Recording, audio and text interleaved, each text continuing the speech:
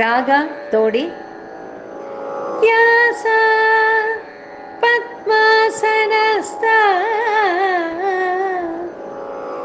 ವಿಪುಲ ಕಟಿತಟೀ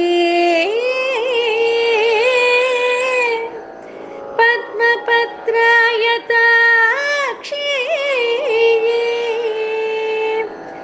ಗಂಭೀರಾವರ್ತನಾಭಿಃ ಸ್ತನಭರನಮಿತ ಶುಭ್ರವಸ್ತ್ರೋತ್ತರೀಯ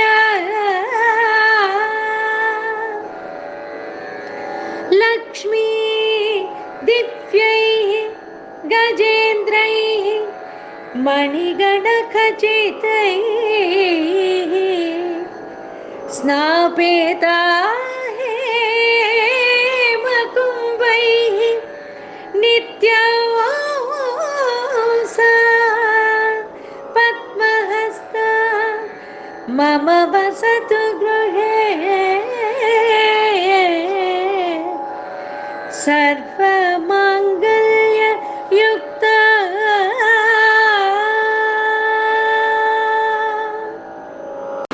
ಶ್ರೀ ಗುರುಭ್ಯೋ ನಮಃ. ಹರಿ ಓಂ. ನುಡಿಶ್ರೀ ಹಂಸ ನಡೆ. ಶುಚಿರ್ಭೂತರಾಗಿ ಸ್ನಾನವನ್ನು ಮಾಡಿ ಆಚಮನವನ್ನು ಮಾಡಿ ಸಂಕಲ್ಪವನ್ನು ಮಾಡಿ ಗುರು ಗಣಪತಿಗಳಿಗೆ ವಂದನೆಯನ್ನು ಮಾಡಿ ಮಹಾಲಕ್ಷ್ಮಿಯ ಕೃಪಾ ಕಟಾಕ್ಷಕ್ಕೆ ಒಳಗಾಗಿ ಭಗವತಿಯ ಅನುಸಂಧಾನವಾಗಬೇಕಾದರೆ ಭಗವಂತನ ಅನುಸಂಧಾನ ಮೊದಲು ಮಾಡಬೇಕಾಗಿರ್ತಕ್ಕಂಥದ್ದು. ಈ ನಿಟ್ಟಿನಲ್ಲಿ ಶ್ರೀ ಮಹಾಲಕ್ಷ್ಮೀ ದೇವಿ ತನ್ನ ಅಸ್ತಿತ್ವವನ್ನು ಸ್ವತಂತ್ರವಾಗಿ ಘೋಷಿಸಿಕೊಳ್ಳದೆ ಕೇವಲ ಭಗವಂತನ ಗುಣ ಮಾಹಾತ್ಮ್ಯ ಗುಣಗಳನ್ನು ಪ್ರಚುರಪಡಿಸುವುದರ ಮೂಲಕ ತನ್ನ ಅಸ್ತಿತ್ವವನ್ನು ಘೋಷಿಸಿಕೊಳ್ಳುತ್ತಾಳೆ. ಹೀಗಾಗಿ ಅವಳ ಹೆಸರೇ ರಮಣಿ ಅಂತ. ರಮಣೀಯವಾಗಿ ರಮಣಿ, ಮಣಿ ಅಂದರೆ ಮುತ್ತುಗಳು, ರ ಅಂದರೆ ರಮ್ ಅಗ್ನಿ ಬೀಜಾಕ್ಷರ, ಅಗ್ನಿಯ ಮುತ್ತುಗಳು ಅಂತ. ಅಗ್ನಿಯ ಮುತ್ತುಗಳನ್ನು ಧಾರಣೆ ಮಾಡಬೇಕಾದಾಗ ಅದನ್ನು ಪುಣಿಸುವ ದಾರ ಜ್ಞಾನವೇ ಆಗಿರಬೇಕಾಗುತ್ತೆ. ಕಾರಣ ಇಷ್ಟೇ, ಜ್ಯೋತಿಸ್ವರೂಪವಾದ ಮುತ್ತುಗಳನ್ನು ಜ್ಯೋತಿರ್ಮಯಿ ಆಗಿರ್ತಕ್ಕಂತಹ ಅನಾದಿ ಕಾಲದ ಋಣಾನುಬಂಧದ ಈ ನೂಲು ಇಲ್ಲದಿದ್ದರೆ ಈ ರಮಣಿ ನಮಗೆ ಸಿಗೋದಿಲ್ಲ. ಈ ರೀತಿಯಾಗಿ ಲಕ್ಷ್ಮಿ ಪರಮಾತ್ಮನ ಪರಿಪೂರ್ಣವಾದ ಗುಣಗಳನ್ನು ಪರಿಪೂರ್ಣತೆಯಿಂದ ಅರ್ಥ ಮಾಡಿಕೊಳ್ಳಿಕ್ಕೆ ಪ್ರಯತ್ನ ಪಡ್ತಾ ಇದ್ದಾಳೆ. ಜಗದುದರನ ಅತಿ ವಿಮಲ ಗುಣ ರೂಪಗಳನ್ನು ಆಲೋಚನದಿ ಭಾರತ ನಿಗಮ ತತಿಗಳ ಅತಿಕ್ರಮಿಸಿ ಕ್ರಿಯಾವಿಶೇಷಗಳ ಬಗೆ ಬಗೆಯ ನೂತನವ ಕಾಣುತ್ತಾ ಮಿಗ ಹರುಷದಿ ಪೊಗಳಿ ಹಿಗ್ಗುವ ತ್ರಿಗುಣಾಭಿಮಾನಿ ಮಹಾಲಕ್ಷ್ಮಿ ಸಂತೈಸಲಿ ಅನುದಿನ. ಇದನ್ನು 32ನೇ ಶ್ಲೋಕದಲ್ಲಿ 32ನೇ ಪದ್ಯದಲ್ಲಿ ನಾವೀಗ ಅನುಸಂಧಾನ ಮಾಡೋಣ. ತಾ ದುಃಖಿಯಾದರೆ ಸುರರ ರತಿಯ ಕಳೆದು ಮೋದವಿವುದಕ್ಕೆ ಧರೆಗಾಗಿ. ತಾ ದುಃಖಿಯಾದರೆ ಸುರರ ರತಿಯ ಕಳೆದು ಮೋದವಿವುದಕ್ಕೆ ಧರೆಗಾಗಿ. ಮಾಧವ ವಾಹನೆ ಕೆಸರೋಳು ಮುಳುಗಿದವ. ಮಾಧವ ವಾಹನೆ ಕೆಸರೊಳು ಮುಳುಗಿದವ. ಪರರ ಬಾಧೀಪ ಕೆಸರ ಬಿಡಿಸುವನೆ. ಪರರ ಬಾಧೀಪ ಕೆಸರ ಬಿಡಿಸುವನೆ. ಶೋಭಾನಿ. ತ ದುಃಖಿಯಾದರೆ ಸುರರ ರತಿಯ ಕಳೆದು ಅಲ್ಲ, ಸುರರತಿಯ ಕಳೆದು ಅಂತಿದೆ ಅಲ್ಲಿ.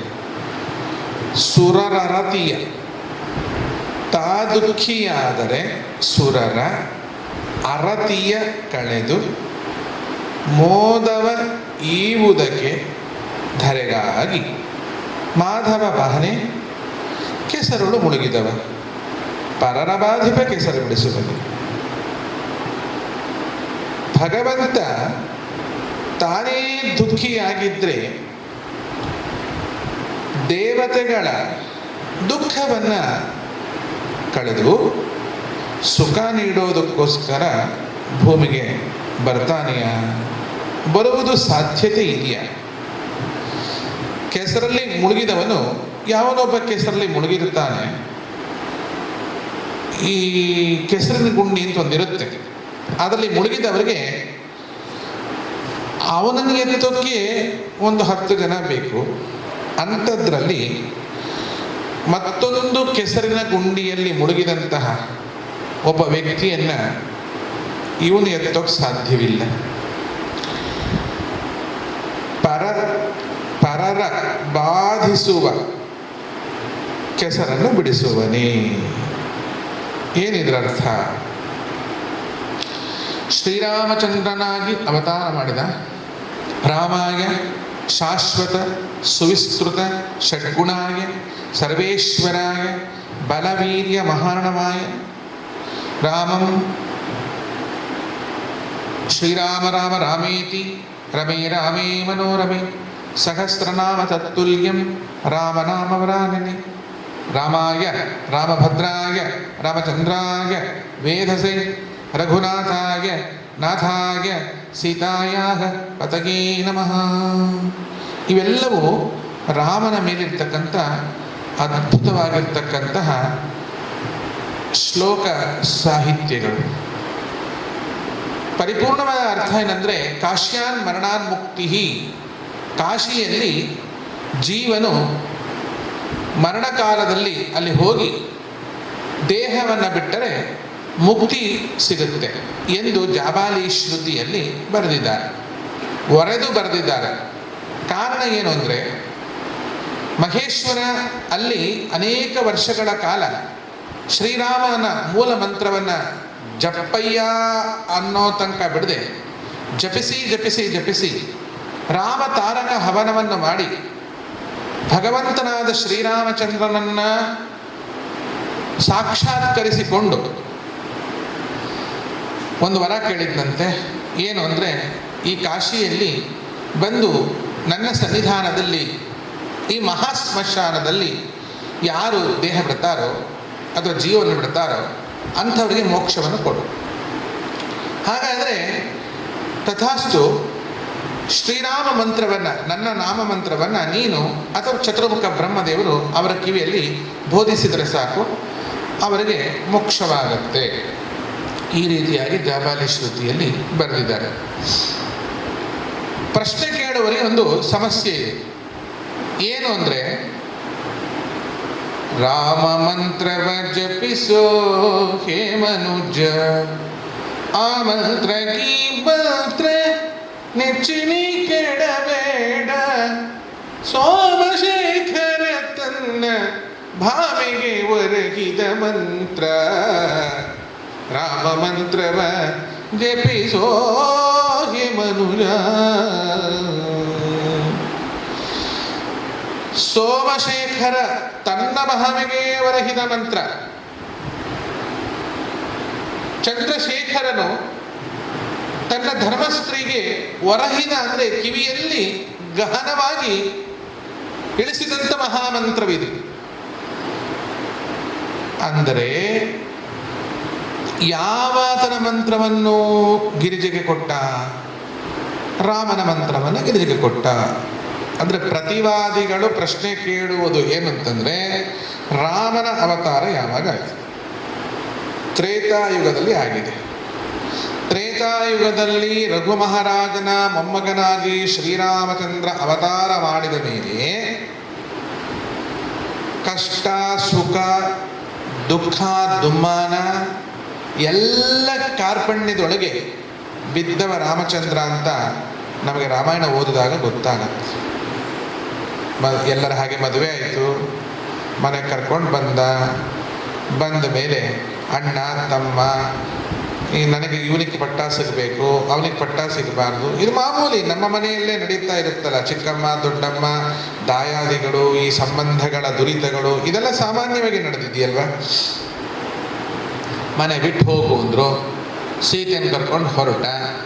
ಅರಣ್ಯಕ್ಕೆ ಹೋದಾಗ ಅಲ್ಲಿ ಮಾರೀಚ ಸುಬಾಹುಗಳು, ಸೀತಾಹರಣ, ಏನು ಇದೆಲ್ಲ ನೋಡಿಬೇಕಾದ್ರೆ ನೀವು ಹೇಳ್ತೀರಾ ರಾಮಾಯ ರಾಮಭದ್ರಾಯ ರಾಮಚಂದ್ರಾಯ ವೇಧಸೆ ರಘುನಾಥಾಯ ನಾಥಾಯ ಸೀತಾಯ ಪದೇ ನಮಃ ಕಪಿ ಕಟಕದುರಿನಃ ಕಾರ್ಮುಕನ್ಯಸ್ತವಾಣಃ ಕ್ಷಪಿ ದಿತಿದ ಸೈನ್ಯಃ ಕ್ಷತ್ರಿಯೇಶ್ವಗ್ರಗಣ್ಯಃ ಜಲಧಿರಚ ಸೇತುಃ ಜಾನಕಿ ತೋಷಹೇತು ಪತಿ ಗುಣಸಾಂದ್ರ ಪಾತಮಾಂ ಶ್ರೀರಾಮಚಂದ್ರ ಅಂತ ಹೇಳ್ತೀರಿ. ಯಾವ ರಾಮ ಮಂತ್ರವನ್ನು ಜಪಿಸಿದರೆ ಅನಾದಿ ಕಾಲದ ಕಷ್ಟಗಳು, ಸಂಸಾರ ಈಶಣತ್ರಯಗಳು ಎಲ್ಲವೂ ನಮ್ಮಿಂದ ದೂರ ಆಗತ್ತೆ ಅಂತ ಹೇಳ್ತೀರಾ. ಅಂತ ರಾಮನಿಗೆ ಇಂಥ ಸಮಸ್ಯೆ, ಹೆಂಡತಿನ ಕಳ್ಕೊಳ್ಳೋ ಸಮಸ್ಯೆ. ಇಂಥ ರಾಮ ಅವತಾರ ಮಾಡಿದ್ದು ದಶರಥ ಮಹಾರಾಜನ ಮನೆಯಲ್ಲಿ. ಅದೇ ಶ್ರೀರಾಮಚಂದ್ರ ಕಾಲಂಜರ ಪರ್ವತದ ಶಿವಾಲಯದಲ್ಲಿ ಶಿವನನ್ನು ಪೂಜೆ ಮಾಡಿದ್ದಾನೆ. ತನ್ನ ಜೀವಿತಾವಧಿಯಲ್ಲಿ ಅದೆಷ್ಟೋ ವರ್ಷಗಳ ಕಾಲ ಶಿವನ ಲಿಂಗವನ್ನು ಪ್ರತಿಷ್ಠೆ ಮಾಡಿದ್ದಾನೆ. ರಾಮನನ್ನು ನೆನೆದರೆ ಸಾಕು ಭವಸಾಗರವನ್ನು ದಾಡ್ತೀವಂತೆ. ಅಂತಹ ಶ್ರೀರಾಮ ಸೀತೆಯನ್ನು ಕಳೆದುಕೊಂಡ ಮೇಲೆ ಸರ್ವಜ್ಞನಾಗಿರ್ತಕ್ಕಂಥ ಶ್ರೀರಾಮಚಂದ್ರ ತಾನೇ ಸೀತೆಯನ್ನು ಹುಡುಕಬಾರದಿತ್ತೆ, ಅಥವಾ ಕಳ್ಕೊಳ್ಳೇಬಾರದಿತ್ತು? ಇದೆಲ್ಲ ಪ್ರಶ್ನೆಗಳು. ಇನ್ನು ಹನುಮಂತನ ಭೇಟಿಯಾಗತ್ತೆ. ಹನುಮಂತನ ಭೇಟಿಯಾದ ಮೇಲೆ ಹನುಮಂತ ನನಗೆ ಸಹಾಯ ಮಾಡು, ಜಾನಕಿಯ ಶೋಧನೆಗೆ ಸಹಾಯ ಮಾಡು ಅಂತ ಕೇಳ್ತಾರೆ. ಅಂದರೆ ಒಂದು ಕಪಿ ಒಂದು ಮಂಗನ ಸಹಾಯವನ್ನು ಬೇಡ್ತಾನೆ. ಇಂತಹ ಒಬ್ಬ ಮಾಮೂಲಿ ಮಾನವ ಭಗವಂತನಾಗಲಿಕ್ಕೆ ಹೇಗೆ ಸಾಧ್ಯತೆ? ಜನನ ಮರಣಗಳ ಚಕ್ರದಲ್ಲಿ ಸಿಲುಕಿದ್ದಾನೆ ಅವನು. ರಾಮ ಹುಟ್ಟಿದ್ದಕ್ಕೆ ದಾಖಲೆ ಇದೆ, ಸತ್ತಿದ್ದಕ್ಕೂ ದಾಖಲೆ ಇದೆ. ಹುಟ್ಟು ಸಾವುಗಳ ಪರಂಪರೆಯಲ್ಲಿ ಬಿದ್ದಂಥ ಜೀವರನ್ನು ನಾವು ದೇವರು ಅಂತ ಹೇಗೆ ಕರೆಯೋದು? ಇವರು ದೇವರಲ್ಲ, ಅವರ ಸೃಷ್ಟಿ ಆಗಿರಬಾರ್ದು, ಅವರಿಗೆ ಸಾವು ಕಂಡಿರಬಾರ್ದು. ಇಂಥವರನ್ನ ದೇವರು ಅಂತ ಪೂಜಿಸಬೇಕು. ಯಾಕೆಂದರೆ ದೇವರು ನಿರಾಕಾರ, ಅವನಿಗೆ ಆಕಾರವೇ ಇಲ್ಲ, ಅವನು ನಿರ್ಗುಣ, ಅವನಿಗೆ ಗುಣಗಳೇ ಇಲ್ಲ, ಅವನು ಜ್ಯೋತಿ ಸ್ವರೂಪ, ಅವನು ಬೆಳಕಿನ ಸ್ವರೂಪ. ಇಂತಹ ಅವನನ್ನು ನಾವು ದೇವರು ಅಂತ ಕರಿಬೇಕು. ನಿರ್ಗುಣ, ಗುಣಗಳೇ ಇಲ್ಲ ಅವನಿಗೆ, ಪರಂಜ್ಯೋತಿ ಸ್ವರೂಪ, ಒಳ್ಳೆ ಉರಿಯುವಂತಹ ಚಿನ್ನದ ಬೆಳಕು, ಸೃಷ್ಟಿ ಆಗಲ್ಲ, ಸಾವು ಇಲ್ಲ, ಮತ್ತೆ ಅವನು ಎಲ್ಲದರಲ್ಲಿಯೂ ಇರಲ್ಲ, ಎಲ್ಲವೂ ತಾನೇ ಆಗಿರುತ್ತಾನೆ. ಇಂತಹದ್ದನ್ನು ಒಂದಿಷ್ಟು ಹೇಳುವ ಜನ ಇದ್ದಾರೆ. ಇಲ್ಲಿ ನಿರ್ಗುಣನಾದ ಭಗವಂತ, ಗುಣಗಳೇ ಇಲ್ಲ ಅವನಿಗೆ, ನಿರಾಕಾರ, ಆಕಾರವೇ ಇಲ್ಲ ಅವನಿಗೆ, ಪರಂಜ್ಯೋತಿ ಸ್ವರೂಪ, ಎಲ್ಲ ಒಪ್ಕೋಣ. ಯಾವುದಕ್ಕೂ ಸ್ಪಂದಿಸದೆ ಕೇವಲ ಜ್ಯೋತಿಯಾಗಿ ಉರಿಯುತ್ತಿರುವ ಒಂದು ಜ್ಯೋತಿಯಾದ ಜ್ಯೋತಿಯನ್ನು ನೀನು ಯಾಕೆ ಪ್ರಾರ್ಥನೆ ಮಾಡ್ತೀಯ? ನನ್ನ ಕಷ್ಟ ಕಾರ್ಪಣ್ಯಗಳನ್ನು ದೂರ ಮಾಡು ಹೇ ಭಗವಂತ, ನನ್ನ ದುಃಖ ದುಮ್ಮಾನಗಳನ್ನು ದೂರ ಮಾಡು ಭಗವಂತ ಎಂದು ನೀನೇಕೆ ಆ ನಿರಾಕಾರ ಭಗವಂತನನ್ನು ಪೂಜೆ ಮಾಡ್ತೀಯ? ಯಾಕೆ ಅಂದರೆ ಅವನಿಗೆ ಆಕಾರವೇ ಇಲ್ಲ. ಆಕಾರವಿಲ್ಲದವ ನಿನಗೆ ಏನು ಸ್ಪಂದನೆ ಕೊಡಲಿಕ್ಕೆ ಸಾಧ್ಯತೆ ಇಲ್ಲ. ಧ್ಯಾನದ ಅವಶ್ಯಕತೆ ಏನು? ಅವನು ಪರಂಜ್ಯೋತಿ ಸ್ವರೂಪ, ಅವನು ಜ್ಯೋತಿ ಅಷ್ಟೇ. ಆ ಜ್ಯೋತಿ ಉರಿಬೇಕಾದ್ರೆ ಅದಕ್ಕೊಂದು ಉರವಲು ಬೇಕಲ್ಲ, ಎಣ್ಣೆ ಆದರೂ ಆಗಿರಬೇಕು, ಅದಕ್ಕೆ ಬೇಕಾಗಿರ್ತಕ್ಕಂಥ ವೈಜ್ಞಾನಿಕ ಉರುವಲು ಬೇಕಲ್ಲ. ಆ ಉರುವಲುಗಳು ಕಮ್ಮಿ ಆದಾಗ ಜ್ಯೋತಿ ಆರಿಗೆ ಹೋಗುತ್ತೆ. ನೀನು ಹೇಳ್ತೀಯ ಉರುವಲು ಇಲ್ಲದ, ತೈಲವಿಲ್ಲದ ಜ್ಯೋತಿ ಅಂತ ಹೇಳ್ತೀನಿ. ಏನು ಅದರ ಸ್ಥಿತಿ ಏನು? ಬಣ್ಣವಿಲ್ಲ, ಗುಣವಿಲ್ಲ, ಆಕಾರವಿಲ್ಲ, ನಿರ್ಗುಣ, ನಿರಾಕಾರ, ಎಲ್ಲದನ್ನೂ ಒಪ್ಕೊಡ. ಅಂತಹ ಒಂದು ಜಡವಾದ ವಸ್ತುವಿನ ಧ್ಯಾನದ ಬಗೆಯಂತೂ ಅದನ್ನು ನೀನು ಯಾಕೆ ಮಾಡಬೇಕು? ಇಲ್ಲ, ನಮ್ಮ ಮನಸ್ಸು ಕಾನ್ಸಂಟ್ರೇಷನ್ ಇರೋದಿಲ್ಲ, ಅದಕ್ಕೋಸ್ಕರ ಮಾಡ್ತೀವಿ. ಮನಸ್ಸಿನ ಕಾನ್ಸಂಟ್ರೇಷನ್ಗೆ ಆ ಜ್ಯೋತಿನೇ ಬೇಕು ಅಂತಿಲ್ಲ. ಯಾರಿಗೆ ಮನಸ್ಸಿನ ಕಾನ್ಸಂಟ್ರೇಷನ್ ಇರೋದಿಲ್ಲ ಅವರು ಜ್ಯೋತಿಯಲ್ಲ ಅವ್ರ ಅಪ್ಪನ ನೋಡಿದ್ರು ಏನೂ ಆಗಲ್ಲ ಅವ್ರಿಗೆ. ಕಾರಣ ಇಷ್ಟೇ, ಅವ್ರ ಮನಸ್ಸಲ್ಲಿ ಅವ್ರು ಇರೋದೇ ಇಲ್ಲ ಅಂದಮೇಲೆ ಅವರು ಯಾವ ಜ್ಯೋತಿಯನ್ನು ನೋಡಿದರೇನು, ಯಾವ ನಿರಾಕಾರವನ್ನು ಉಪಾಸನೆ ಮಾಡಿದ್ರೇನು ಏನು ಮಾಡಬೇಕು? ಅವ್ರಿಗೇನೂ ಸಾಧ್ಯತೆ ಇಲ್ಲ. ನೀನು ಕೇಳುವಾಗ ಭಗವಂತನನ್ನು ಹೇ ದಯಾನಿಧೆ, ಪರಮಾತ್ಮ, ಭಗವಂತ ನನ್ನನ್ನು ಉದ್ಧಾರ ಮಾಡ ಅಪ್ಪ ಅಂತೀಯಲ್ಲ. ಇಲ್ಲ, ನಾನು ಅಪ್ಪ ಅನ್ನಲ್ಲ, ಅಮ್ಮ ಅಂತೀನಿ. ಅಮ್ಮ ಅನ್ನು, ಅಪ್ಪ ಅಂತಲಾದರೂ ಅನ್ನೋ, ಅಮ್ಮ ಅಂತಲಾದರೂ ಅನ್ನೋ. ಎರಡು ಜೆಂಡರ್ ತಾನೇ ನೀನು ಹೇಳ್ತೀಯ. ಒಂದು ಸ್ತ್ರೀವಾಚಕ, ಒಂದು ಪುರುಷವಾಚಕ. ಹೇ ದೇವರೇ ನೀನು ಅಲ್ಲ, ಹೇ ದೇವರೇ ನೀನು ಮಾಡು ಅಂತ ಹೇಳ್ತೀನಿ. ಮಾಡು ಎನ್ನುವುದು ಜೆಂಡರೇ. ಮಾಡಿತು, ಹೇ ದೇವರು ಮಾಡಿತು, ದೇವರು ಬಂದಿತು, ದೇವರು ಹೇಳಿತು ಅಂತ ಎಲ್ಲಾದರೂ ಹೇಳೋದು ಕೇಳಿದ್ದೀರ? ಅಥವಾ ಹೇಳಿದ್ರು ಅದು ಒಂದು ಜೆಂಡರ್. ದೇವರು ಅನ್ನೋ ಶಬ್ದ ಇಟ್ಕೊಂಡು ಹೇಳ್ತಾರೆ. ದೇವರು ಎನ್ನುವ ಶಬ್ದವು ನಪುಂಸಕ ಶಬ್ದದಲ್ಲಿ ಇಲ್ಲ. ಹೇಳಿತು ಅಂತ ಇರ್ಬೋದು, ಮಾಡಿತು, ಮಾಡಿಸಿತು. ಮಾಡುವುದಕ್ಕೂ ಮಾಡಿಸುವುದಕ್ಕೂ ದೇವರು ಎನ್ನುವ ಜೆಂಡರ್ ಇದೆಯಲ್ಲ, ಅಲ್ಲಿ ಸ್ತ್ರೀಯೂ ಇದೆ, ಪುರುಷನೂ ಇದೆ. ತುಂಬ ಜನಕ್ಕೆ ದೇವರು ಬೇಕೇ ಬೇಕು, ದೇವರಿಲ್ಲದೆ ಜೀವನ ಮಾಡೋಕ್ಕೆ ಸಾಧ್ಯತೆ ಇಲ್ಲ. ಆದರೆ ದೇವರನ್ನು ಒಪ್ಕೊಳ್ಳೋ ಬಗ್ಗೆ ಅವ್ರಿಗೆ ಇಷ್ಟವಾಗ್ತಾ ಇಲ್ಲ. ತಾನೊಂದು ದೇವರನ್ನು ಒಪ್ಪಿಯಾಗಿದೆ, ಮತ್ತೊಬ್ಬರು ದೇವರು ಅಂತ ಯಾರನ್ನಾದರೂ ತೋರಿಸಿದ್ರೆ ಅವ್ರನ್ನ ದೆವ್ವ ಅನ್ನೋ ತನಕ ನಮ್ಮ ದೇವರು ಶಾಂತವಾಗೋದಿಲ್ಲ. ಅವ್ರು ನಂಬಿರೋ ದೇವರು ದೆವ್ವ ಅಂತ ಸಾರೋ ತನಕ ನಾವು ಹೇಳಿದಂಥ ಮಾತನ್ನು 10 ಜನ ಕೇಳಿ ಹೌದು ಅನ್ನೋ ತನಕ ನಮಗೆ ನಿದ್ರೆನೇ ಬರಲ್ಲ. ಕಡೆ ಪಕ್ಷ ನಿದ್ರೆ ಗುಳಿಗೆ ಆದರೂ ತಿಂದು ಒಂದು ದಿವಸ ಸತ್ತೋಗ್ತೀವಿ ವಿನಃ ದೇವರ ಬಗ್ಗೆ ಅಪಪ್ರಚಾರವನ್ನು ನಿಲ್ಲಿಸಬೇಕು ಎಂಬ ಗುಣಧರ್ಮ ನಮ್ಮಲ್ಲಿ ಉದಯಿಸುವುದಿಲ್ಲ. ಇದು ಅನಾದಿ ಕಾಲದಿಂದ ಬಂದಿರತಕ್ಕಂಥ ಹುಚ್ಚು ವಿಷಯ ಸಾಧನಗಳು. ಹೌದಪ್ಪ, ಶ್ರೀರಾಮಚಂದ್ರ ಮಾಮೂಲಿ ಮನುಷ್ಯನ ಥರ ಹುಟ್ಟಿದ, ಮಾಮೂಲಿ ಮನುಷ್ಯನ ಥರ ಬೆಳೆದ. ಜೊತೆಗೆ ತಾಟಕಿ ಅಂತ ಮಹಾರಾಕ್ಷಸಿಯನ್ನು ಸಂಹಾರ ಮಾಡಿದ. ವಿಶ್ವಾಮಿತ್ರ, ವಿಶ್ವಕ್ಕೇ ಮಿತ್ರರು, ವಿಶ್ವಕ್ಕೇ ಸ್ನೇಹಿತರು. ಯಾರಾದರೂ ಆಗಕ್ಕೆ ಸಾಧ್ಯತೆ ಇದೆಯಾ ನೋಡಿ? ತುಂಬ ಅದ್ಭುತ ವಿಷಯ. ಅವರು ವಸಿಷ್ಠರಿಗೆ ಸ್ನೇಹಿತರಾಗಿರಲಿಲ್ಲ ಎಷ್ಟೋ ವರ್ಷ. ವಸಿಷ್ಠರ ಅತ್ಯಂತ ಗಹನವಾಗಿರ್ತಕ್ಕಂಥ ಶತ್ರು ಅವರು ವಿಶ್ವಕ್ಕೆ ಮಿತ್ರರಾದರು. ಆ ಬಿರುದು ನಾಮವನ್ನು ಕೊಟ್ಟವರು ಯಾರು? ವಸಿಷ್ಠರೇ ಕೊಟ್ಟವರು. ತನ್ನನ್ನು ಯಾವಾಗಲೂ ಸೇಡು, ಕಿಚ್ಚು, ದ್ವೇಷ, ಅಸೂಯೆ ಮುಖದಿಂದಲೇ ನೋಡ್ತಿದ್ದಂಥ ವಿಶ್ವಾಮಿತ್ರನಿಗೆ, ಕೌಶಿಕನಿಗೆ ಅವರು ಕೊಟ್ಟದ್ದು ಬಿರುದೇನೋ ವಿಶ್ವಕ್ಕೆ ಮಿತ್ರ ಅಂತ. ವಿಶ್ವರಥ ಅವನು, ಅಂಥವನಿಗೆ ವಿಶ್ವಾಮಿತ್ರ ಅಂತ ಕೊಟ್ಟರು ಯಾರು? ವಸಿಷ್ಠರು. ಇದರ ಉದ್ದೇಶವೇನು? ವಸಿಷ್ಠರ ಮನೆಗೆ ಬೆಂಕಿ, ಗುಡಿಸಲಿಗೆ ಬೆಂಕಿ ಹಚ್ಚದ. ಅವರು 10,000 ಶಿಷ್ಯರನ್ನು ಸುಟ್ಟು ಬೂದಿ ಭಸ್ಮ ಮಾಡ್ದ. ಎಲ್ಲ ಮಕ್ಕಳನ್ನೂ ಸಂಹಾರ ಮಾಡ್ದ. ಕಡೆಗೆ ಅವರ ಸೊಸೆ ಅದೃಶ್ಯಂತಿ, ಆಕೆಯ ಗರ್ಭವನ್ನು ಅಂದರೆ ಪರಾಶರರ ತಾಯಿಯನ್ನು ಸುಡಲಿಕ್ಕೆ, ಅವಳ ಗರ್ಭವನ್ನು ನಾಶ ಮಾಡಲಿಕ್ಕೆ ನೋಡ್ದ. ಏನೆಲ್ಲ ಹಿಂಸೆ ಕೊಟ್ಟರು ವಸಿಷ್ಠರು, ನೀನು ವಿಶ್ವಾಮಿತ್ರ ಅಂತ ಕರೆದ್ರು. ಯಾಕೆ? ಅದರಲ್ಲೂ ಒಂದು ಗುಟ್ಟಿದೆ. ಏನು ಗುಟ್ಟು ಅಂದರೆ, ನೀ ಕೆಟ್ಟವನು ಅಂತ ಹೇಳ್ತಾ ಇದ್ದರೆ ಕೆಟ್ಟವನು ಮತ್ತಷ್ಟು ಕೆಟ್ಟವನಾಗಲಿಕ್ಕೆ ಸಾಧ್ಯತೆ ಇದೆ.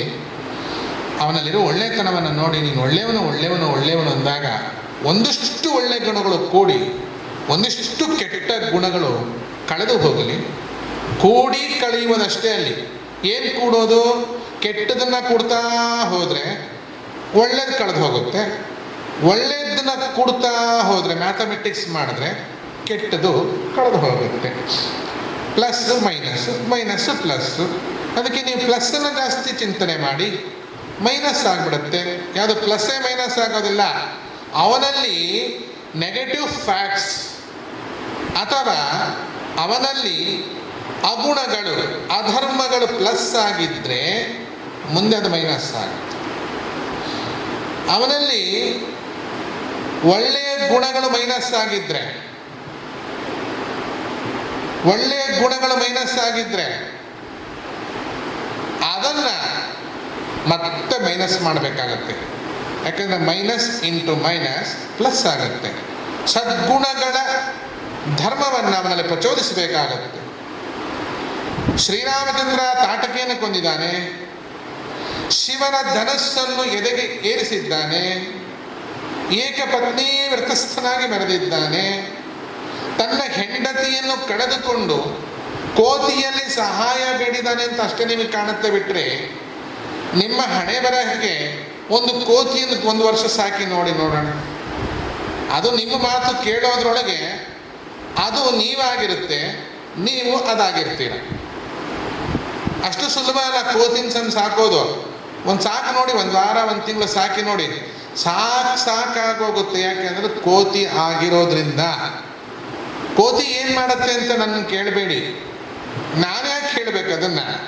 ಕೋತಿನ ತಂದು ಸಾಕು ನೋಡಿ, ಅದೇನೇನು ಮಾಡುತ್ತೆ ಅಂತ. ಮುಂದೆ ಅದನ್ನು ಮಾಡೋದೆಲ್ಲ ನೀವು ಮಾಡ್ತೀರಾ, ನೀವು ಮಾಡೋದನ್ನೆಲ್ಲ ಅದು ಮಾಡ್ತಾ ಹೋಗುತ್ತೆ. ನೀವು ನೋಡಿಬೇಕಾದ್ರೆ ತಲೆನ ಬಾಚ್ಕೊಡಿ, ಬಾಚಣಿಕೆ ತೊಗೊಂಡು ಅದು ಬಾಚ್ಕೊಳುತ್ತೆ. ನೀವು ಕನ್ನಡಿಲಿ ಮುಖ ನೋಡಿ, ಅದು ನೋಡ್ಕೊಳ್ಳುತ್ತೆ. ಅಂದರೆ ನಿಮ್ಮನ್ನು ಅದು ಇಮಿಟೇಟ್ ಮಾಡೋಕ್ಕೆ ಕಷ್ಟಪಡ್ತಾ ಇದೆ ಅಲ್ವಾ? ಆದರೆ ನೀವು ನಿಮ್ಮ ಹಾಗೆ ಮಾಡ್ತಾ ಇದೆಯಲ್ಲ ಅದು ಅಂತ ತಿಳ್ಕೊಂಡಿಲ್ಲ. ನೀವು ಅದು ಏನೇನೋ ತರಲೆ ಮಾಡ್ತಾ ಇದೆ ಅಂತೇಳಿ ನೀವು ಅದು ಮಾಡೋ ಥರ ನೀವು ಮಾಡ್ತಾ ಇದ್ದೀರಾ. ಅದೇನು ಸುಮ್ಮನೆ ಮರದ ಮೇಲೆ ಬಿಟ್ಟುಬಿಟ್ಟಿದ್ರೆ ತಣ್ಣಗೆ ಅದ್ರ ಪಾಡಿಗೆ ಹಣ್ಣೋ ಬೀಜನೋ ಕಾಯೋ ತಿನ್ಕೊಂಡು ಮರದಿಂದ ಮರಕ್ಕೆ ಗೆಲ್ಲಿಂದ ಗೆಲ್ಲಿಗೆ ಹಾರ್ಕೊಂಡು ಆರಾಮಾಗಿರ್ತಿತ್ತು. ಅದನ್ನು ತಂದು ಸಾಕಿದ್ರಿಂದ ಅದು ಬಾಚಣಿಗೆ ನಿಂತ ತಲೆ ಕೂಂಬನ್ ತಗೋತು. ನಿಮಗೆ ಸಿಟ್ಟು ಬಂತು, ಕೂಂಬಂದು ಹಾಳು ಮಾಡೋಕ್ಕೆ ಕಸ್ಕೊಳಕ್ಕೆ ಹೋಗ್ತೀರ. ಯಾಕೆ ತಗೋತದು? ನೀವು ತಲೆ ಬಾಚ್ಕೊಂಡಿದ್ದು ನೋಡಿತ್ತದು. ಇದು ನಾನು ತಲೆ ಬಾಚ್ಕೋಬೇಕು. ನೀವು ಕನ್ನಡಿ ನೋಡ್ಕೊಂಡಿದ್ದು ನೋಡ್ತು, ಅದು ಕನ್ನಡಿ ಮುಂದೆ ಹೋಗಿ ಕೂತ್ಕೊಂಡು ಕನ್ನಡಿನ ಪಟ ಪಟ ಪಟ ಹೊಡೆಯಕ್ಕೆ ಶುರು ಮಾಡ್ತು. ಕನ್ನಡಿನ ಹಾಳು ಮಾಡುತ್ತೆ. ಎತ್ತದು. ಅಂದರೆ ಕೋತಿಯನ್ನು ನೀವು ಆರಾಧಿಸುವುದೆಂದ್ರೇನು? ಅದರೊಳಗೆ ರಮಮಾಣರಾಗುವುದು, ಅದರೊಳಗೇ ತಲ್ಲೀನರಾಗುವುದು. ಅದಾಗ್ತಾ ಆಗ್ತಾ ನೀವು ಕೋತಿ ಆಗ್ತಾ ಹೋಗ್ತೀರಾ, ಕೋತಿ ನಿಮ್ಮ ಥರ ಆಗ್ತಾ ಹೋಗುತ್ತೆ. ಹಾಗೆ ಹನುಮಂತ ಎಂಬ ಕೋತಿಯನ್ನು ರಾಮ ಅನುಸರಿಸಿದ್ದರೆ ರಾಮ ರಾಮನಾಗೇ ಉಳ್ಕೊಂಡಿದ್ದ, ಹನುಮಂತ ಹನುಮಂತನಾಗೇ ಉಳ್ಕೊಂಡ. ಎಂದು ಹನುಮಂತ ರಾಮನ ಥರ ಆಗಬೇಕು ಅಂತ ಹೋಗಲಿಲ್ಲ. ಹನುಮಂತ ಹನುಮಂತನಾಗಿಯೇ ಇದ್ದು ರಾಮನನ್ನು ಥರದಲ್ಲಿ ಬ್ರಹ್ಮರಥಸ್ಥನಾಗಿರ್ತಕ್ಕಂಥ ಭಗವಂತನ ಪಾದ ಸೇವಕನಾಗಿ ಉಳಿದು ಸೀತಾದೇವಿಯನ್ನು ಶೋಧನೆ ಮಾಡುವುದು ಶ್ರೀರಾಮಚಂದ್ರನಿಗೆ ಕಷ್ಟಕರವಾದ ಸಂಗತಿ ಏನಲ್ಲ. ಶೋಧನೆ ಮಾಡುವ ನೆಪದಲ್ಲಿ ಹನುಮಂತನ ಗುಣಧರ್ಮಗಳನ್ನು ಶೋಧಿಸುವವರಿಗೆ ಒಂದು ವಸ್ತು ವಿಷಯವನ್ನಾಗಿ ಹನುಮಂತನನ್ನು ನಿರ್ಮಾಣ ಮಾಡಿದ ಶ್ರೀರಾಮಚಂದ್ರ. ದಾಸೋಹಂ ಕೋಸಲೇಂದ್ರಸ್ಯ, ದಾಸನಾಗಿದ್ದೇನೆ ನಾನು ಶ್ರೀರಾಮಚಂದ್ರನ ಎನ್ನುವ ಮಾತನ್ನು ಶ್ರೀ ಹನುಮಂತ ಹೇಳಿದ್ದಾನೆ. ಅವನು ಹೇಳ್ಬೋದಿತ್ತಲ್ಲ, ಅಲ್ಲ ಇವನೆಂಥ ದೇವರು, ನಾನೇ ಕೋತಿ, ನನ್ನನ್ನು ಸಮಯಕ್ಕೆ ಸರಿಯಾಗಿ ಬಂದು ನನ್ನ ಹೆಂಡತಿನ ಹುಡುಕ್ ಕೊಡು ಅಂತ ಕೇಳಿದ. ಇದೆಲ್ಲ ಯಾವಾಗ ಬರೋದು ಮಾತು? ಹನುಮಂತನಿಗೂ ರಾಮನಿಗೂ ಒಂದು ದಿವಸ ಆಗದೆ ಇದ್ದಾಗ ಹನುಮಂತ ಪ್ರಚಾರ ಮಾಡ್ಕೊಂಬರೋದು. ಅವನಿಗೇನು ಶಕ್ತಿ ಇದೆ ರೀ, ಅವನಿಗೇನು ಯೋಗ್ಯತೆ ಇದೆ? ಹೆಂಡತಿನ ಕಳ್ಕೊಂಡಿದ್ದ, ನನ್ನ ಹತ್ರ ಬಂದವನೇ ಎಲ್ಲ ಕಷ್ಟ ಸುಖ ಹೇಳ್ಕೊಂಡ. ಸಾಲದ್ದಕ್ಕೆ ನಾನೊಂದಿಷ್ಟು ಹಾಕೋತಿದ್ದೆ, ಅವನಿಗೂ ಕೊಟ್ಟೆ, ಅವನು ಹಾಕ್ಕೊಂಡ. ಕುಡ್ದ, ತಿಂದ, ಮಜಾ ಮಾಡ್ದ. ಏನು ಬೇಜಾರಾದಾಗ ಒಂದಿಷ್ಟು ಏನೇನೋ ಹಿಂದಿ ಹಾಡುಗಳನ್ನು ಇಂಗ್ಲೀಷ್ ಹಾಡುಗಳನ್ನ ಹಾಕ್ಕೊಂಡೆಲ್ಲ ಕುಣ್ದ, ತಕ ನೃತ್ಯ ಮಾಡ್ದ. ಅಷ್ಟೇ. ಅವನನ್ನು ಯಾಕೆ ದೇವರು ಅಂತ ತಿಳ್ಕೋತೀರಿ ಅಂತ ಹೇಳೋದು ಯಾವಾಗ? ರಾಮಂಗೂ ಹನುಮಂತನಿಗೂ ಆಗದೇ ಇದ್ದಾಗ. ರಾಮಾಂಜನೇಯ ಯುದ್ಧ ಅಂತಲೇ ಒಂದು ಸಿನಿಮಾ ತೆಗೆದುಬಿಟ್ರು ನೋಡಿ. ಪಾಪ ಈ ಡೈರೆಕ್ಟರ್ಗಳಿಗೆ, ಈ ಕಥೆ ಬರೆಯೋರಿಗೆ ಯಾರು ಜಗಳ ಇಲ್ಲ ಅಂತ ನೋಡ್ತಾ ಹೋದ್ರು. ಜಗಳವಿಲ್ಲದ ಅತೀ ಸುಂದರವಾದ ಜೀವನಗಳು ಅಂದರೆ ಹನುಮ ಮತ್ತು ರಾಮರು. ಅವರಲ್ಲೇ ಒಂದು ಜಗಳ ಹುಟ್ಟಿಸ್ಬಿಟ್ಟು ನೋಡೋಣ. ಅವ್ರಿಗೊಂದು ಜಗಳ ಹುಟ್ಟಿಸ್ಬಿಟ್ಟು ಜನತೆಗೆ ತೋರಿಸ್ಬಿಡೋಣ. ಅನ್ನೋ ನೆಪದಲ್ಲಿ ರಾಮಂಗೂ ಆಂಜನೇಯನಿಗೂ ಯುದ್ಧ ಸೃಷ್ಟಿ ಮಾಡಿ ರಾಮನ್ನ ಹನುಮನ್ನು ಗೆಲ್ಲಿಸಿದ್ರು ಅಜ್ಞಾನ ಸೃಷ್ಟಿಯನ್ನು ಮಾಡಿಕೊಡ್ತಲ್ಲ. ಏನು ಅಜ್ಞಾನ? ಹನುಮಂತ ರಾಮನಿಗೆ ಒಂದಲ್ಲ ಒಂದು ಕಾಲದಲ್ಲಿ ವಿರುದ್ಧ ನಿಂತುಕೊಂಡ, ನಂತರ ಸರಿ ಹೋದ. ಕನಸಿನಲ್ಲಿಯೂ ಇದು ಸಾಧ್ಯವಿಲ್ಲದ ಮಾತು. ಯಾವತ್ತಿಗೂ ಭಗವಂತನ ವಿರುದ್ಧವಾಗಿ, ಪರಮಾತ್ಮನ ವಿರುದ್ಧವಾಗಿ ಜೀವೋತ್ತಮರಾಗಿರ್ತಕ್ಕಂಥ ಶ್ರೀ ವಾಯುದೇವರು, ಅವರ ಅವತಾರ ಪುರುಷರಾದ ಹನುಮದ್ದೇವರು, ಅವರ ಅವತಾರ ಪುರುಷರಾಗಿರ್ತಕ್ಕಂಥ ಭೀಮಸೇನ ದೇವರು, ಅವರ ಅವತಾರ ಪುರುಷರಾಗಿರ್ತಕ್ಕಂಥ ಭಗವತ್ಪಾದರು ಯಾರೂ ಕೂಡ ಕನಸಿನಲ್ಲಿಯೂ ಚಕಾರ ಎತ್ತುವಂತೆಲ್ಲ ಭಗವಂತನ ಬಗ್ಗೆ. ಇನ್ನು ಯುದ್ಧದ ಮಾತೆಯಲ್ಲಿ ಅದೆಲ್ಲವೂ ಹುಚ್ಚು ಮೂರ್ಖರ ಹುಚ್ಚುತನದ ಒಂದು ರೀತಿ ನೀತಿಗಳನ್ನು, ಅವರ ವಿಕೃತ ಭಾವನೆಗಳನ್ನು ಅವರು ಜಗತ್ತಿಗೆ ಈ ದೃಶ್ಯ ರೂಪಗಳ ಮೂಲಕ ತೋರಿಸ್ತಾ ಹೋಗ್ತಾರೆ. ಈ ಪದ್ಯದಲ್ಲಿ ತುಂಬ ಶಾಸ್ತ್ರದ ಅನುಸಂಧಾನ ಗಹನವಾಗಿರೋದ್ರಿಂದ ಇನ್ನು ತುಂಬ ವಿಮರ್ಶೆ ಮಾಡಿದ್ರೆ ತುಂಬ ಜನಕ್ಕೆ ಅರ್ಥವಾಗೋಲ್ಲ. ಯಾಕೆ ಅರ್ಥವಾಗೋಲ್ಲ ಅಂದರೆ ಅವರಿಗೆ ಶಾಸ್ತ್ರ ಅನ್ನೋ ಶಬ್ದಕ್ಕೆ ಅರ್ಥ ಗೊತ್ತಿಲ್ಲ. ಇದನ್ನು ಅರ್ಥ ಮಾಡಿಸೋ ಬಗ್ಗೆ ಹೇಗೆ? ಸ್ವಲ್ಪ ಮೇಲಿನ ನೋಟದಲ್ಲಿ ಇದಕ್ಕೆ ನಾವು ತಾತ್ಪರ್ಯವನ್ನು ಹೇಳಬೇಕು. ಸ್ವಲ್ಪ ಒಳಗೆ ಹೋಗಾಗ ಮುಂದಿನ ಕ್ಲಾಸ್ಗಳಲ್ಲಿ ಈ ತರಗತಿಗಳ ಒಳ ಅನುಸಂಧಾನ ನಮಗೆ ಅರ್ಥವಾಗಲಿಕ್ಕೆ ಸಾಧ್ಯತೆ ಇದೆ. ಇನ್ನು ದಶಶಿರನ ಕಂಠವನ್ನು ಕಳೆದ ಶ್ರೀರಾಮಚಂದ್ರ ಅನೇಕ ದಾಸ ಪಂಥಗಳ ಮೂಲ ನಾಮ ಶ್ರೀರಾಮ ಮಂತ್ರ. ಆ ರಾಮ ಮಂತ್ರದ ಮಹಿಮೆಯನ್ನು ರಾಮ ರಾಮೇತಿ ರಮೇ ರಾಮೇ ಮನೋರಮೆ ಸಹಸ್ರ ನಾಮ ತತ್ತುಲ್ಯಂ ರಾಮನಾಮವರಾನನೆ ಅಂತ ಹೇಳಬೇಕಾದಾಗ ಆ ರಾಮ ಮಂತ್ರ ಎನ್ನುವುದು ಯಾವುದು? ಇದನ್ನೇ ತಾ ದುಃಖಿಯಾದರೆ ಸುರರ ಅರತಿಯ ಕಳೆದು ಅಂತ ಹೇಳ್ತಾರೆ. ದುಃಖಂಚ ಪರದುಃಖ ಜಿಗೀರ್ಷಯ ಕಾಲೆ ಕಾಲೆ ಮತ್ಸ್ಯಾದಿ ರೂಪೈರವತರತಃ ಸಕಲ ದುರ್ಜನ ಗರ್ವ ನಿರ್ವಾಪಣ ಸಮರ್ಥಸ್ಯ ಖತಮುರರಿ ಕ್ರಿಯತಾಂ ಸ್ವಯಮನುತ್ತೀರ್ಣಕ ಕಹ ಪರಾಂ ಸ್ಥಾನಯತೇತಿ ಈ ಪ್ರಾಚಾಂ ವಚಃ.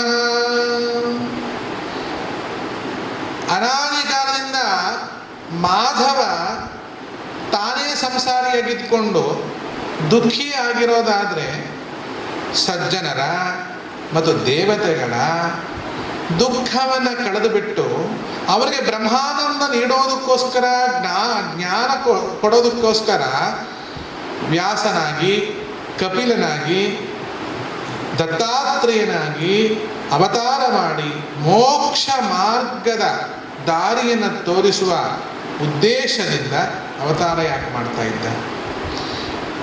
ಬಲ ಕಾರ್ಯದಿಂದ ಬಲವನ್ನು ತೋರಿಸುವುದಕ್ಕೋಸ್ಕರ ಶ್ರೀರಾಮಚಂದ್ರನಾಗಿ, ಶ್ರೀಕೃಷ್ಣನಾಗಿ ಅವತಾರವನ್ನು ಯಾಕೆ ಮಾಡ್ತಿದ್ದ? ಅವನೇ ದುಃಖಿಯಾಗಿದ್ದರೆ, ಅವನೇ ನಿತ್ಯ ಸಂಸಾರಿ ಆಗಿದ್ದರೆ, ಸಂಸಾರದಲ್ಲಿ ಬಿದ್ದಂಥ ನಮ್ಮನ್ನು ಹೇಗೆ ಉದ್ಧಾರ ಮಾಡಲಿಕ್ಕೆ ಸಾಧ್ಯತೆ ಇದೆ?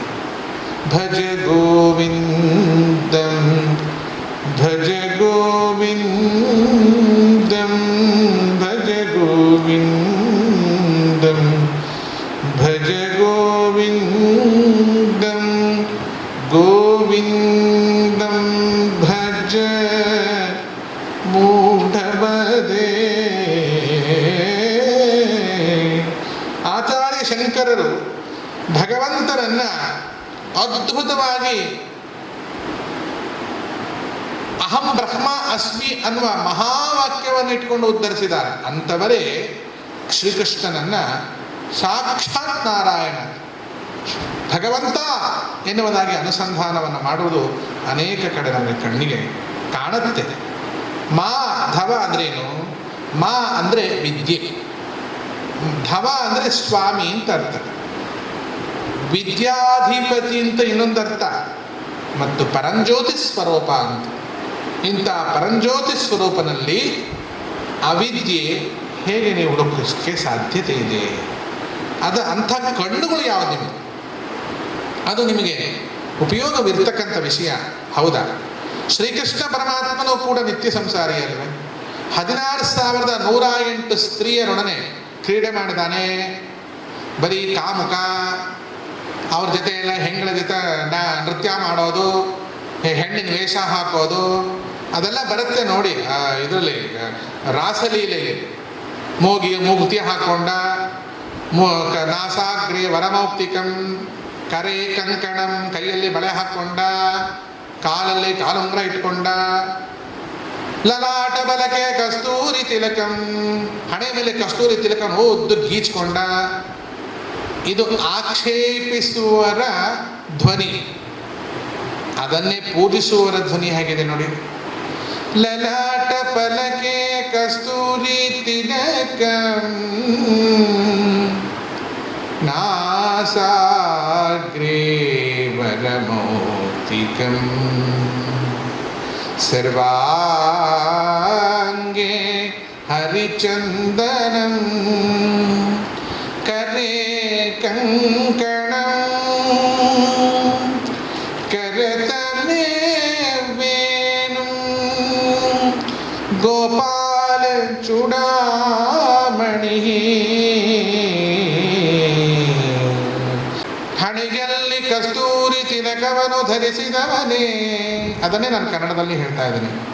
ಮೂಗಿನಲ್ಲಿ ನತ್ತನ್ನು ಧರಿಸಿದವನೇ, ಸರ್ವಾಂಗದಲ್ಲೂ ಗಂಧವನ್ನು ಪೂಸಿಕೊಂಡವನೇ,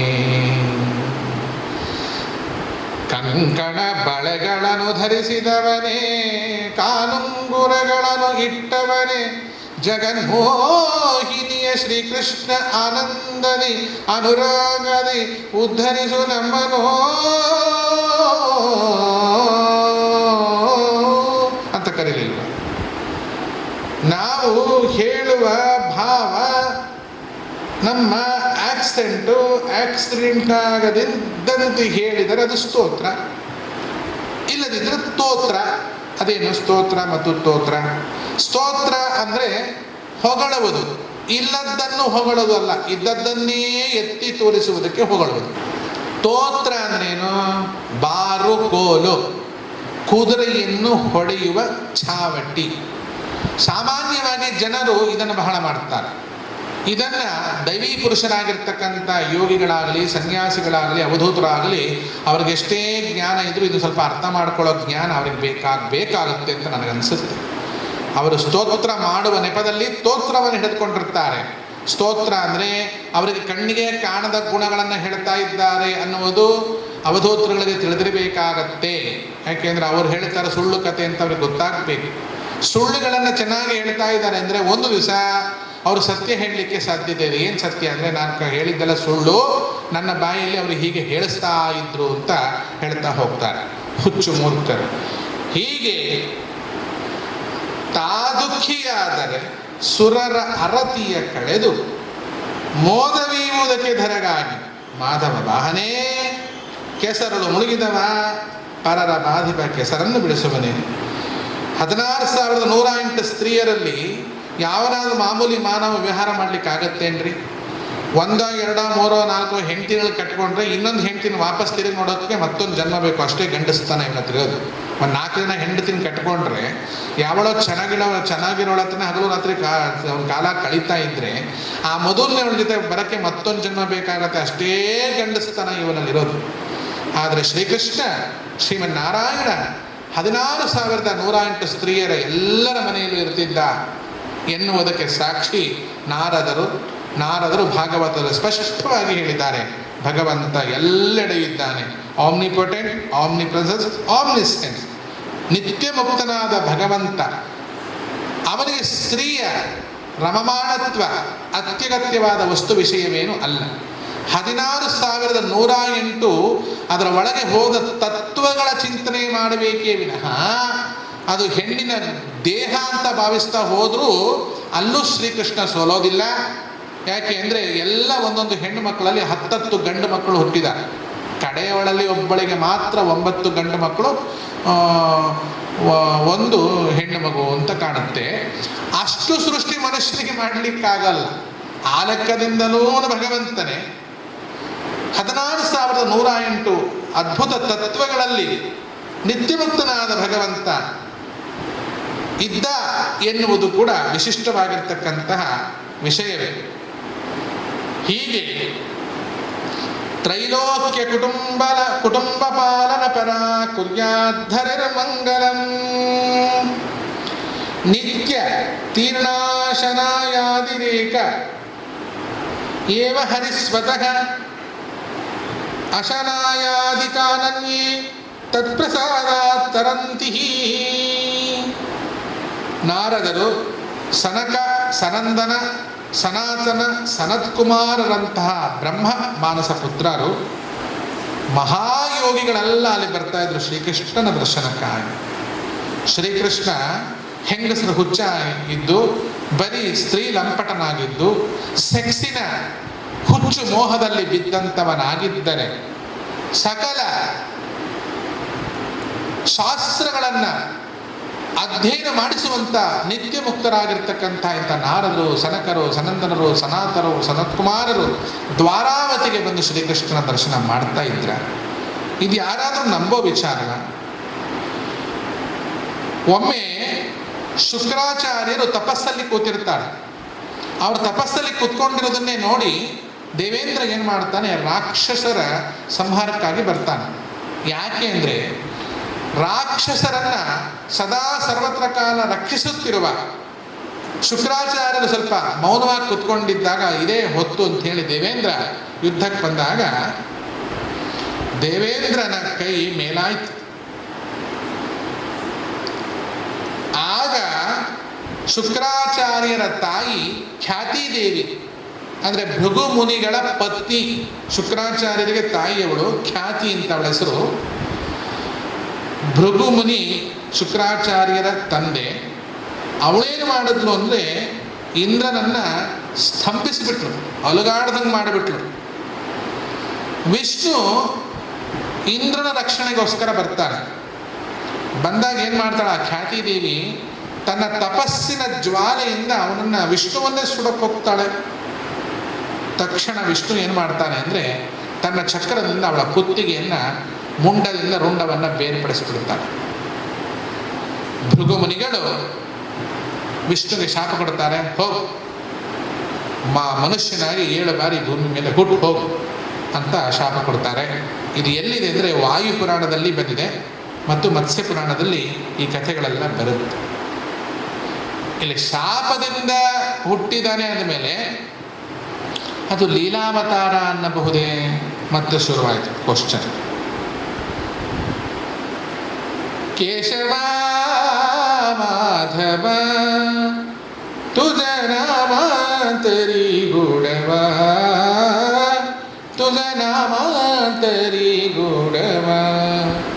ರೀ, ಭೃಗು ಮುನಿಗಳಿಗೆ ಶಾಪ ಕೊಡೋ ಯೋಗ್ಯತೆ ಏನಿದೆ ರೀ?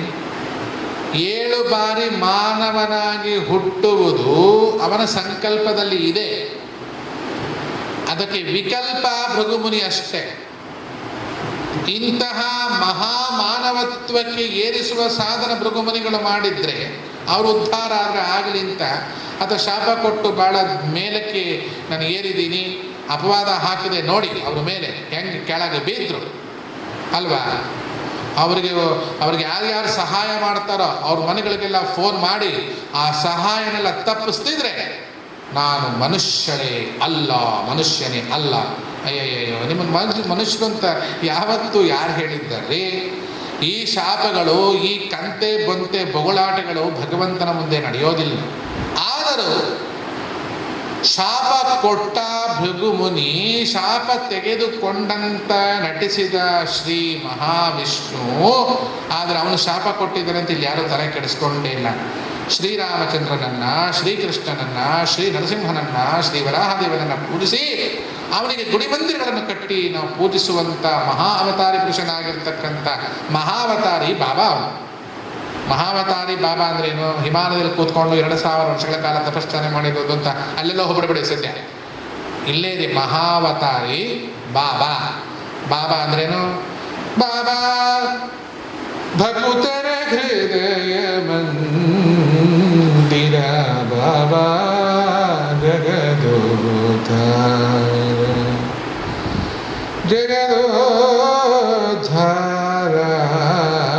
ಬಾಬಾ ಜಗದೋದ್ಧಾರ. ಬಾಬಾ ಅಂದ್ರೇನು? ಕಮ್ ಹಿಯರ್ ಮಹಾವತಾರಿ ಶ್ರೀಮನ್ನಾರಾಯಣ ಬಾಬಾ ನಮ್ಮ ಹತ್ರ ಬಾ.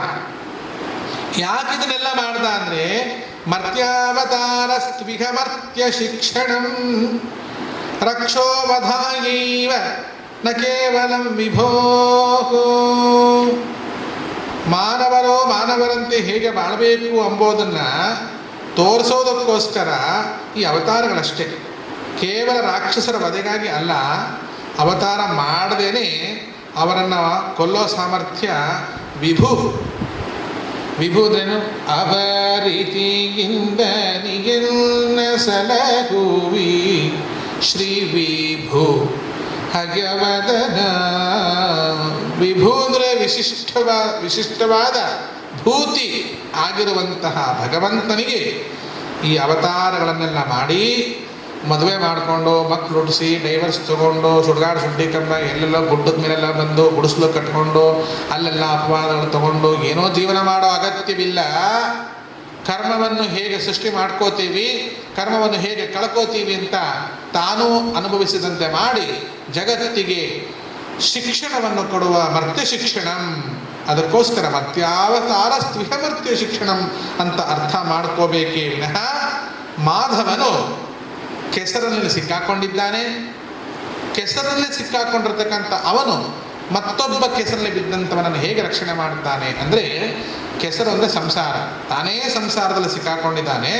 ಆ ಸಂಸಾರದಿಂದ ಅವನೇ ಮುಕ್ತನಾಗದಿದ್ದ ಮೇಲೆ ಮತ್ತೊಬ್ಬನನ್ನು ಹೇಗೆ ಮುಕ್ತಿ ಕೊಡ್ತಾನೆ ಎನ್ನುವ ಆಕ್ಷೇಪಣೆಗೆ ಶ್ರೀ ಮಹಾಲಕ್ಷ್ಮೀ ದೇವಿ ಕೊಟ್ಟಂತಹ ಉತ್ತರೋತ್ತರವಾಗಿ ಲಕ್ಷ್ಮಿಗೆ ನಾವು ನಮಸ್ಕಾರವನ್ನು ಮಾಡ್ತಾ, ಇಂಥ ಜ್ಞಾನವನ್ನು ನಾವು ಕೇವಲ ಕೇಳಿದರೆ ಸಾಲದಮ್ಮ, ನಮ್ಮೊಳಗೆ ಅನುಸಂಧಾನ ಮಾಡಿಸುವ ಶಕ್ತಿ ನೀನಾಗಬೇಕಮ್ಮ ಅಂತ ಅವಳಲ್ಲಿ ನಿತ್ಯ ಪ್ರಾರ್ಥನೆ ಮಾಡೋಣ. ಸರ್ವಂ ಶ್ರೀಕೃಷ್ಣಾರ್ಪಣಮಸ್ತು.